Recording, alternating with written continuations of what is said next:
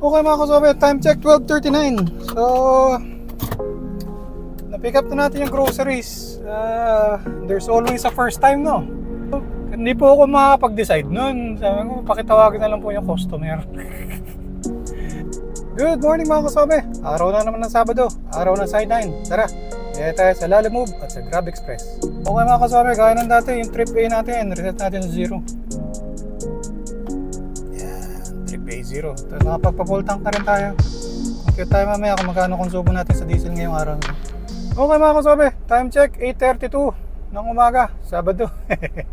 Naka-online na tayo sa Lalamove at sa Grab Express. Dito tayo sa ibang gasoline station. Maya pag wala, gapang tayo. Hanap tayo ng booking. Bulta ko kayo mamaya. Okay mga kasabi, time check 9:07. So nandito tayo sa may MOA banda. Gapang tayo mula dun sa Parañaque. So may pumasok na booking mga kasabi. Grab Express 200 kg na sedan. Dito lang sa may Chino Roses sa Makati. Tapos within Makati rin di-deliver, paid by GrabPay. So, sundayin ko muna mga kasabi. Update ko kayo mamaya.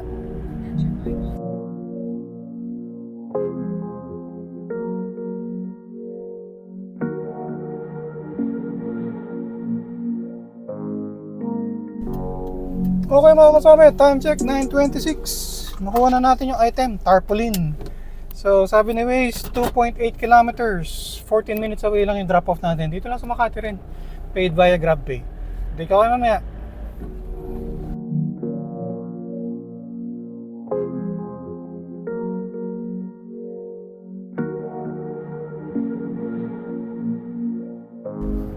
Okay mga kasabi, time check 9:46. So na-drop na natin yung booking number 1 natin, mga tarpaulin. Doon natin iniwan sa may gwardiya as instructed by the customer. Tapos papalis pa lang tayo, pumasok booking number 2. Dito lang within Makati. 200 kg sedan din ang binok nila. So pick upin ko lang. Problema lang, maraming one way dito sa Makati, kaya paikot-ikot tayo, napapalayo tuloy. Yun muna, update ko kayo pag nakuha na natin.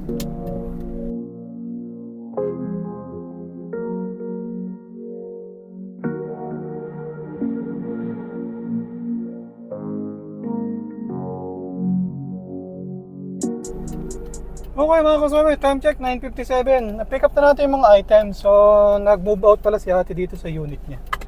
Hinihintay lang natin muna. Okay mga kasabi, time check 10:01. So, yun, hindi pala nila na-process yung gate pass palabas. So, yun, mabilis naman, na-process na. So, ihatid lang to mga kasabi, iwan lang raw sa lobby.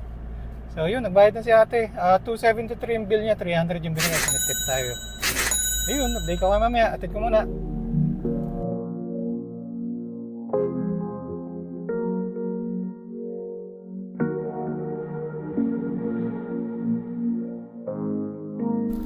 Okay mga kasabi, time check 10:25. Na-drop na natin yung mga gamit ni ate dito sa may Makati. Tapos pagka-drop natin, may pumasok ulit na booking. Sa Malate tayo. Pick up tayo ng cake. Na pangatlong pick up ko na dito sa cake shop na to, sa bakery. Bake shop na to. Tapos dadalhin sa may Kapitolyo. Yun. Update ko kayo mga kasama. Sundayin ko muna to. Bye.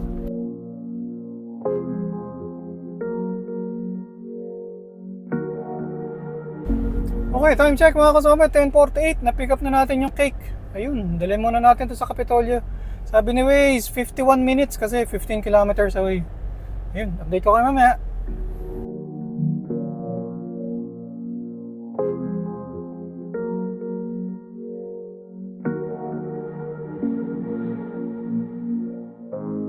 Okay mga kasama, time check 11:38. So na-drop na natin yung cake. Hanap lang tayong paparadahan. Tapos lunch muna tayo, pahinga muna tayo saglit para pahinga rin yung sasakyan. Ayun, booking number 3 completed. Update ko kayo mamaya mga kaswabe. Okay mga kaswabe, may pumasok na booking. Time check 11:41. So may Mandaluyong bandang pipick upin. Ayun, pick upin ko muna. Okay mga kaswabe, yung booking number 4 natin, GrabMart, naka-promo siya. Pipick upin natin dito sa may Mandaluyong, tapos dadalhin natin sa Makati. So yun, gaya mo tayo. Sabi ni Waze, 2.1 kilometers lang, 12 minutes from here yung pick up point. Update ko kayo.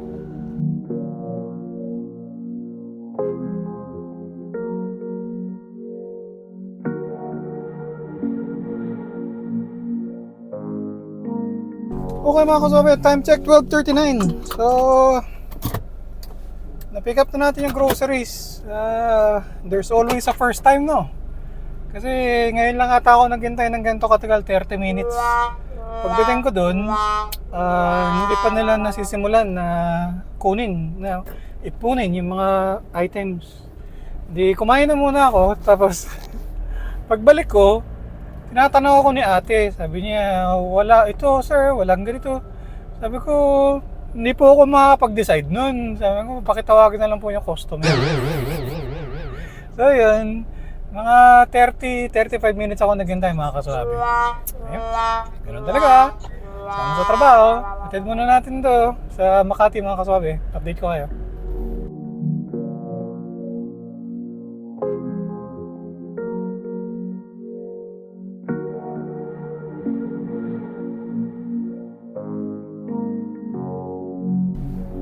Okay mga kasabi, time check 1:04. So na-drop na natin yung groceries dito sa condo, dito sa Makati.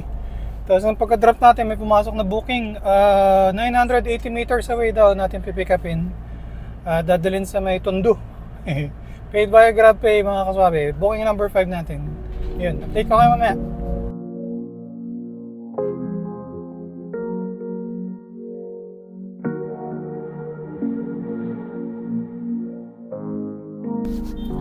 Okay mga kaswabe, time check 1:13.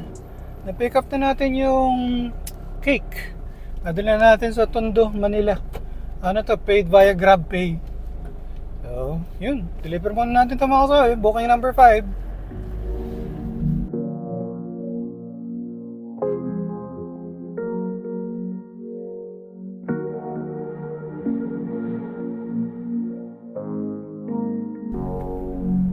Okay mga kasabi, time check 1:55. Na-deliver na natin yung cake. Yun, paid via GrabPay yan. So wala tayong kinolekta na cash. So, ano muna tayo? Drive tayo papunta sa may, ano ba tayo? Mga Ermita, mga Malate banda hanggang sa makarating tayo sa Makati. Tingnan natin. Gapang tayo. Update ko kayo. Nakalimang bookings tayo. Okay mga kasabi, mula dun sa Tondo, naggapang tayo. Inabot tayo dito sa may Taft Avenue. May Pablo Ocampo. Tapos may pumasok na booking dito sa may Makati, pipick upin pet supplies raw eh. Tapos dadalhin sa may Bacoor. Yan yung malayo-layo. Teka, tingnan natin. Paid via GrabPay. Malaki-laki rin yung rate niya, 614 pesos. So, pick upin muna natin. Yun, update ko kayo mamaya. Booking number 6.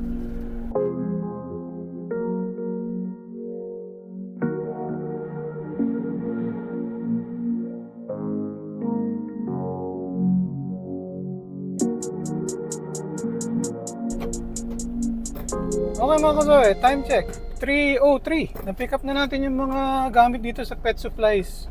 Ano pala siya? 3 sako na para sa pusa raw eh. So, nag-message na rin tayo kay ma'am. Tinatanong natin kung pwede mag-Cavitex. Kasi sa may Bacoor ang delivery. So, estimate na way is 24 kilometers, 1 hour and 11 minutes. So, biyahe muna tayo mga kasabi. Dali muna natin ito. Update ko kayo mamaya.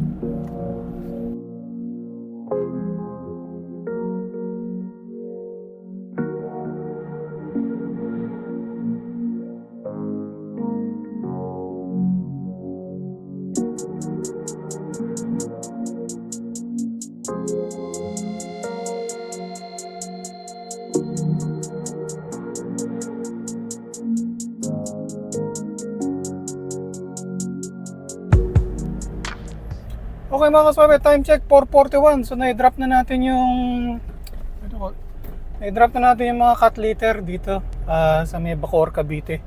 Binayaran rin tayo doon sa Skyway natin at saka doon sa Cavitex. So labas lang tayo dito sa subdivision naka-on ulit tayo sa Grab. Tingnan natin kung may makukuha tayong booking. Pero check rin tayo sa Lalamove. Baka may makuha tayo. Hindi ko kayo mamaya. Okay mga kasaway, naka 105 kilometers tayo, tapos nakapagpa-full tank na rin tayo dito. Okay mga kasaway, time check 5:35, dito tayo sa may Las Piñas banda. Okay mga kasaway, complete natin magkano kinita natin yung araw to sa Grab Express, 2193 sa 6 bookings.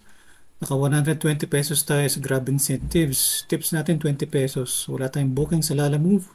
Sa diesel, naka 595 tayo. Tapos budget for car maintenance, 300. Sa 9 hours na sideline, take home natin, 1,445. So mula dun sa last booking natin, sa booking number 5, booking number 6 pala, sa may Bacoor, gapang tayo papunta dito sa Las Piñas, check rin tayo sa Lalamove. Pero medyo, ewan ko, kakaiba, sobrang traffic. Sila Mrs. Suave, tsaka si Junior Suave, nandun sa isang mall dito sa Las Piñas. So naisip ko, tama na muna yun, 6 na booking lang muna.